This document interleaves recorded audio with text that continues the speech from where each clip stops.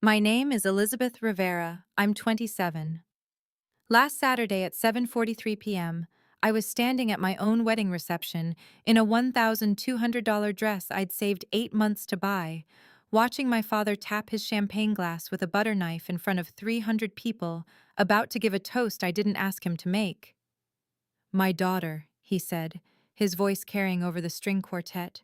"She is a gold digger, just like her mother." The room went silent. Not movie silent, real silent. The kind where you can hear ice settling in glasses and someone's heels scuffing marble. My husband Michael's hand found mine under the table. His lawyer, David Patel, was sitting at table 6, 15 feet away. He'd stopped mid-bite, fork suspended. I should have seen this coming. My father doesn't do anything without an audience. "Dad," I said, my voice steady even though my face was burning. "This isn't the time." "Isn't it?" He turned to the crowd, playing to them like he always did. "I pay for this beautiful venue, this meal, these flowers, and she can't even let me speak from the heart?" That was a lie. Michael and I had paid for everything. Every single napkin. My father hadn't contributed a single dollar, but he'd told everyone he had. I could see it in their faces. The guests believed him. Aunt Teresa was already shaking her head at me. Uncle Marco looked disappointed. Before I go on, if stories about standing up for yourself mean something to you, please hit like and subscribe and tell me in the comments where you're watching from right now and what time is it there. My father was still talking. "You know, when Elizabeth was 12, her grandmother, my mother, left her house to both of us, 50-50, a beautiful house on Maple Ridge Drive, worth over $500,000 now. And do you know what my daughter did?" He paused for effect. "She's been hounding me for years, demanding I sell it, demanding her share. A child who contributed nothing, who never visited, who—" "I visited Grandma every Sunday for 6 years," I said. My hands were shaking. I pressed them flat on the white tablecloth. "You know I did." "See?" He gestured at me like I'd just proved his point. "Always contradicting, always ungrateful. Just like her mother, who bled me dry in the divorce and still wants more." Michael stood up. David Patel stood up half a second later, but I put my hand on Michael's arm. "Sit down," I said quietly. "Please." Because 3 days ago, something had arrived in my mailbox that changed everything. Let me take you back 15 years, to the summer I turned 12. That was the last good summer. My grandmother Charlotte, we called her Abuela Lottie, lived in a white colonial house with a wraparound porch on Maple Ridge Drive. The house always smelled like cinnamon and lemon pledge. She had this way of making you feel like you were the only person in the world who mattered. That July, she taught me how to make her tres leches cake. I remember standing on a step stool in her kitchen, watching her poke holes in the cake with a wooden skewer. "You have to be patient, mi estrella," she said. "You can't rush perfection." Mi estrella, my little star. She died 8 months later. Heart attack. She was 71. At the funeral, my father cried harder than anyone. I remember thinking he must have really loved her. I was 12. I didn't know that some people cry at funerals because they're sad, and some people cry because they're performing. The will reading happened 2 weeks later. My father brought me, which I thought was strange because I was just a kid. The lawyer, a man named Gerald Hoffman, read through the document in a monotone voice. Grandmother's house, appraised at $680,000, was to be split 50-50 between my father James Rivera and me, Elizabeth Rivera. The deed would transfer immediately, but I wouldn't have access to my share until I turned 25. "That's generous," my father said, squeezing my shoulder. "Your grandmother really loved you." I believed him. The first betrayal came 6 years later, when I was 18. My mother had finally filed for divorce after 23 years of marriage. I just started my freshman year at State, living in the dorms on a partial scholarship. I was grading my own essays for Intro to Literature and working at the campus bookstore for $9.50 an hour. My mother called me on a Tuesday night. It was 9:47 p.m. I remember because I was in the middle of restocking the poetry section. Lizzie, I need to tell you something about the house. What house? Your grandmother's house. My stomach dropped. What about it? In the divorce proceedings, your father's lawyers presented documentation showing that the house is owned entirely by an LLC called Rivera Properties Management. Your father claims he bought out your share years ago. He's saying you signed paperwork when you turned 18. I never signed anything. I know, baby, but he has documents. They're claiming I'm not entitled to any portion of the house in the divorce settlement because it's not a marital asset. It's corporate property. I felt like someone had pushed me underwater. But Abuela left half to me. I know, but without the original will, without proof. Lizzie, my lawyer says fighting this would cost $40,000 in legal fees. I don't have that. The judge gave me a $40,000 settlement total. That's it, for 23 years. I sat down on the floor between the frost and the plath. Mom, this doesn't make sense. Your father is very good at making things make sense when he needs them to. After we hung up, I called my father. He didn't answer. I called again, and again. On the fourth try, at 11:22 p.m., he picked up. Elizabeth, it's late. Did you steal my inheritance? Silence. Then, that's a very ugly accusation. Did you? Your grandmother's house is in an LLC for tax purposes. This is complicated adult business you don't understand. Your mother is poisoning you against me. She always does this. I never signed anything. You signed a birthday card when you turned 18. I had it notarized as a joke, remember? I told you it was for a time capsule. I did remember. He'd brought a notary to my birthday dinner at Olive Garden. Said he wanted to preserve my signature for posterity. I thought it was weird, but harmless. That wasn't consent to sell my inheritance. Elizabeth. His voice went cold. You're being greedy, just like your mother. I raised you better than this. He hung up. I sat on that bookstore floor for 45 minutes. A student had to step over me to reach Mary Oliver. The consequences came fast. Within a week, my father had called my Aunt Teresa, my Uncle Marco, both sets of cousins, and his entire side of the family. His story was simple and devastating. I was working with my mother to extort him. We were lying about the inheritance to squeeze more money out of him in the divorce. We were gold diggers. At Thanksgiving, I went to Uncle Marco's house. I was hopeful, stupid. I walked in, and the entire room went quiet. Aunt Teresa was at the stove. She didn't turn around. Is there something I can help with? I asked. You can help by not upsetting your father, Aunt Teresa said, still not looking at me. He's been through enough. I didn't. We know what you and your mother are trying to do. It's shameful, Elizabeth. Your grandmother would be heartbroken. I left before dinner was served. I cried the entire drive back to campus, 43 minutes on Route 9, and had to pull over twice because I couldn't see the road. By Christmas, I'd lost half my extended family. By the following summer, I'd lost the other half. My father made sure of it. Every family gathering, every holiday, every birthday party, he told the same story. Poor James, victimized by his greedy ex-wife and ungrateful daughter. And everyone believed him. I graduated college in 4 years with $38,000 in student loans. I got a job teaching English at Riverside High School, a public school in a district where half the kids qualified for free lunch. I made $43,000 a year. After taxes, loan payments, and rent on a one-bedroom apartment in a building with roaches, I had about $350 left each month. I drove a 2011 Honda Civic with 167,000 miles on it. The air conditioning didn't work. The passenger window stuck halfway down. I bought my groceries at Aldi and used coupons.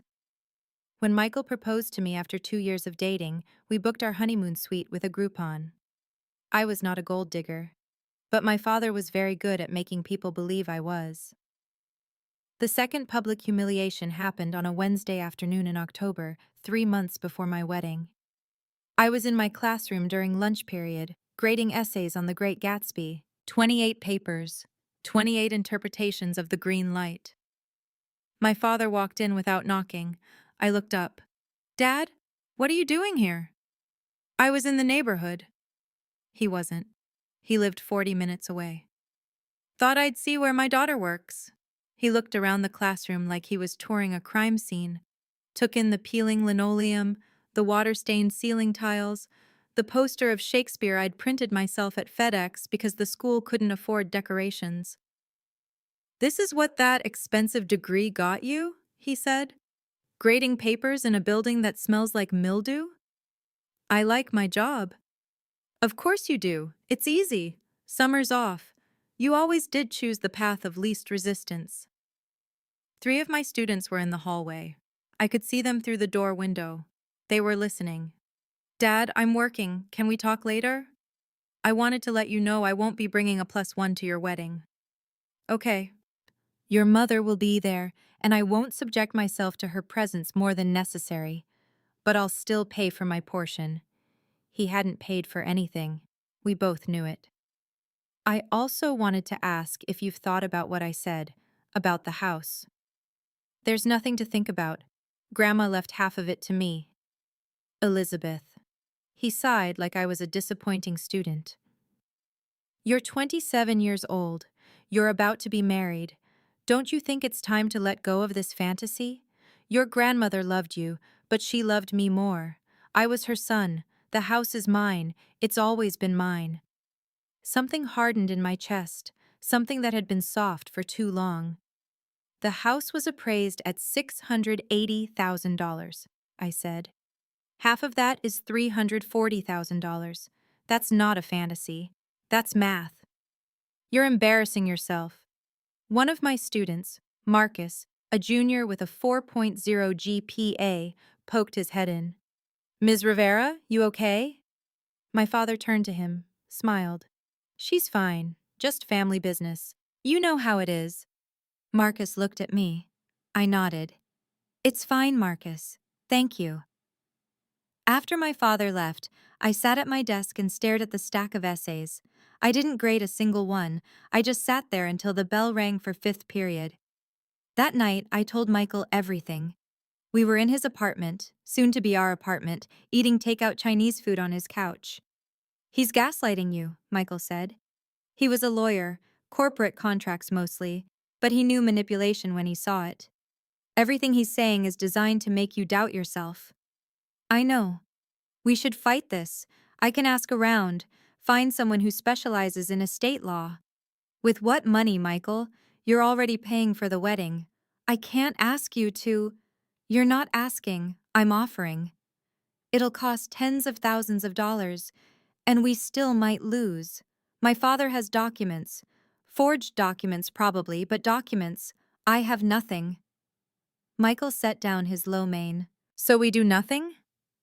"I don't know." But 2 weeks later, something happened. I was at school, in the middle of teaching the Crucible to my sophomore class, when the office called down. "Ms. Rivera, you have a delivery at the front desk." I went down during my planning period. The receptionist handed me a padded manila envelope. No return address. Just my name and the school address printed in standard Times New Roman font. I opened it in the teacher's lounge. Inside was a USB drive and a note, handwritten on cream-colored stationery. "Elizabeth, you don't know me. My name is Kimberly Martin. I was involved with your father for 3 years, from 2018 to 2021. I'm not proud of it. I was young and stupid, and he was very convincing.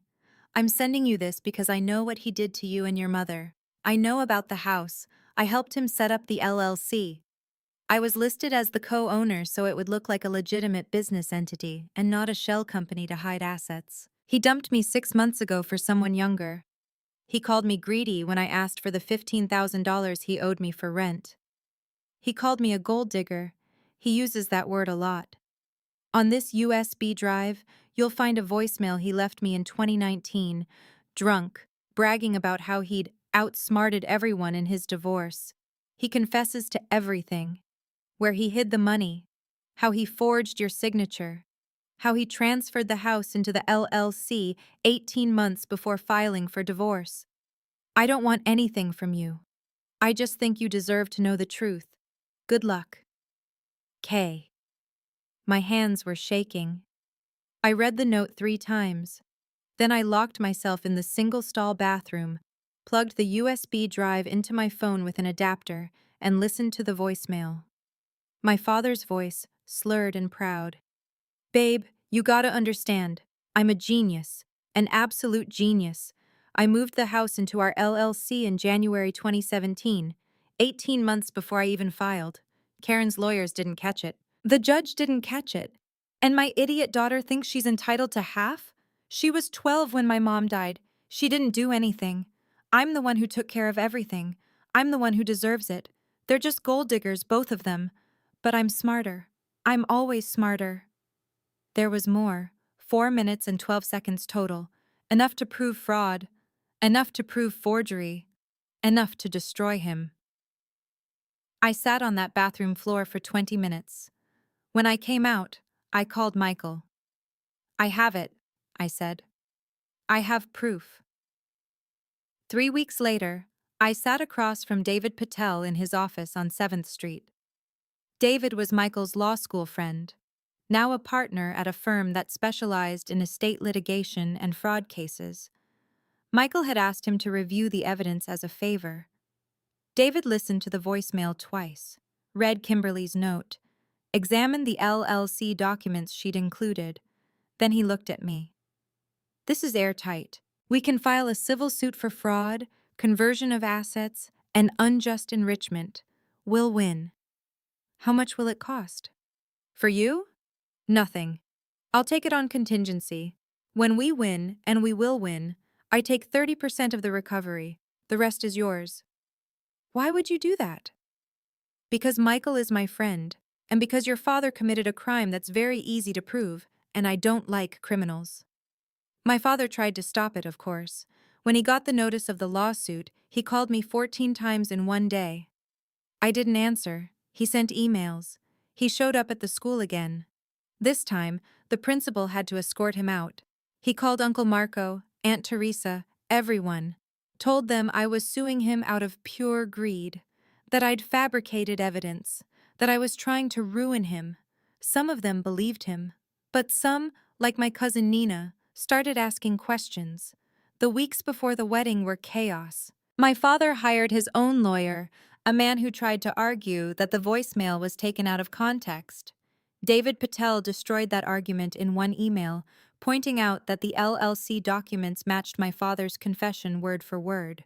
My father changed tactics, started telling people he'd made mistakes, but that I was blowing things out of proportion, that we could settle this as a family. He offered me $50,000 to drop the lawsuit. I said no. He offered $100,000. I said no. He couldn't understand it. To him, everything had a price. Everyone could be bought. But I didn't want his money. I wanted the truth. The wedding was on a Saturday in December. We'd booked the Carver estate, a historic mansion with marble floors and crystal chandeliers, because Michael's parents had insisted on paying for the venue as their gift to us. 300 guests, open bar, a string quartet. My father had RSVP'd yes. I'd known he would. He couldn't resist an audience. David Patel was at table 6 with his wife and 2 other friends from Michael's firm. At 7:43 p.m., my father stood up and tapped his champagne glass. And you already know what he said. My daughter, she is a gold digger, just like her mother. The room went silent. Michael's hand found mine under the table. David Patel set down his fork. My father kept talking. I pay for this beautiful venue, this meal, these flowers, and she can't even let me speak from the heart. I stood up, not fast, not dramatic, just stood.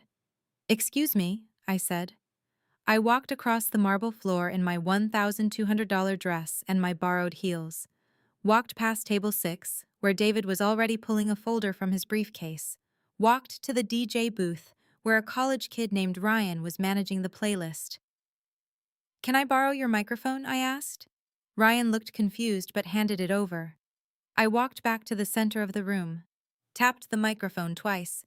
The feedback screech got everyone's attention. "I need to play something," I said. My voice was calm, steady. "It's a voicemail my father left his mistress in 2019. I think you should all hear it." My father's face went white. "Elizabeth, don't!" I nodded at Ryan. He plugged my phone into the sound system. My father's voice filled the room. Drunk, proud, confessing. "Babe, you gotta understand. I'm a genius.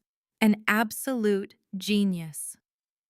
I moved the house into our LLC in January 2017, 18 months before I even filed. Karen's lawyers didn't catch it, the judge didn't catch it, and my idiot daughter thinks she's entitled to half? She was 12 when my mom died. She didn't do anything. I'm the one who took care of everything. I'm the one who deserves it. They're just gold diggers, both of them. But I'm smarter. I'm always smarter. The voicemail played for 4 minutes and 12 seconds. No one moved.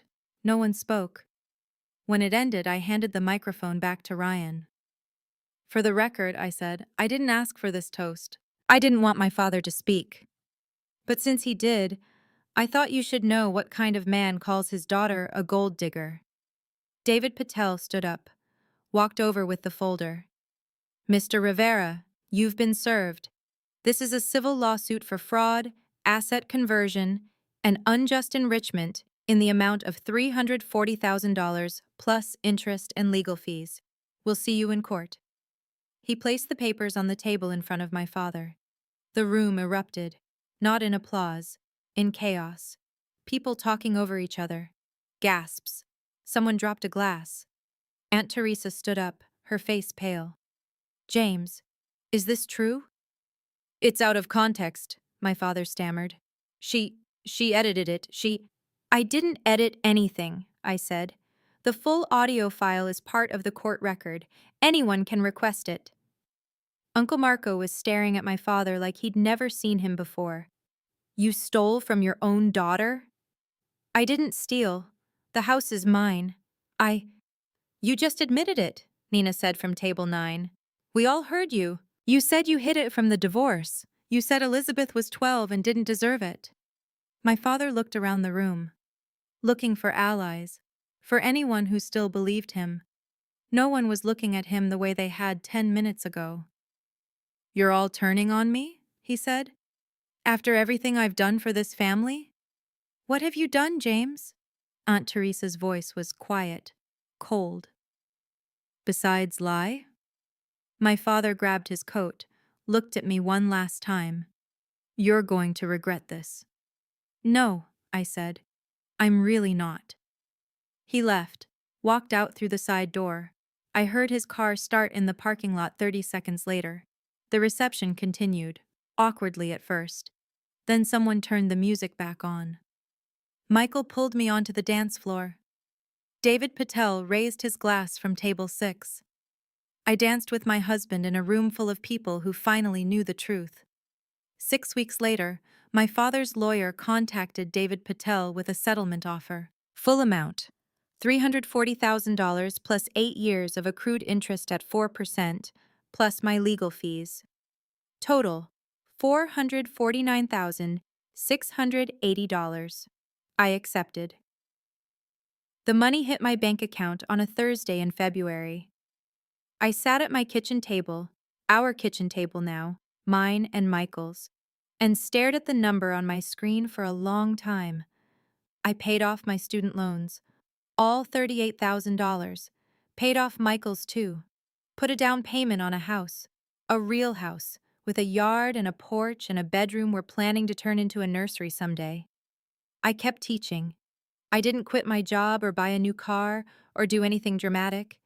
I just kept grading essays and teaching kids about metaphor and symbolism and the difference between a protagonist and a hero. On a Sunday in March, I drove to Grandview Cemetery. Brought flowers, daisies, my grandmother's favorite. I sat next to her headstone for an hour, told her everything: the lawsuit, the wedding, the voicemail, the money. I hope I made you proud, Abuela Lottie, I said. The wind picked up, moved through the trees. It sounded, just for a second, like someone saying, Mi estrella. A year later, I'm sitting in my living room. It's snowing outside. Big, fat flakes that stick to the window pane. There's a cat asleep on the couch next to me, a tabby we adopted from the shelter. Michael named her Lottie. I haven't spoken to my father since the wedding. He sends emails sometimes. Apologies that aren't really apologies, explanations that don't explain anything. I delete them without reading past the first line. Some of my family reached out. Uncle Marco apologized. Nina visits every few months. Aunt Teresa sent a card but hasn't called. I'm okay with that. I'm okay with a smaller family if it means an honest one. If you're watching this, and someone in your life has made you feel like wanting what's yours makes you greedy, I want you to know something. It's not greed to expect honesty. It's not greed to ask for what you were promised. And it's definitely not greed to refuse to let someone rewrite history to make themselves the hero. My father called me a gold digger because he needed me to be one. Because if I was the villain, he didn't have to be. But the truth doesn't care about his story. And neither do I anymore. If someone's ever tried to make you feel guilty for standing up for yourself, type "I stood my ground" in the comments. Or if you're still working up the courage, type "I'm getting ready." Both are brave. Both are valid. If this story meant something to you, check the description for more stories just like this one. Thank you for being here. Stay warm this winter.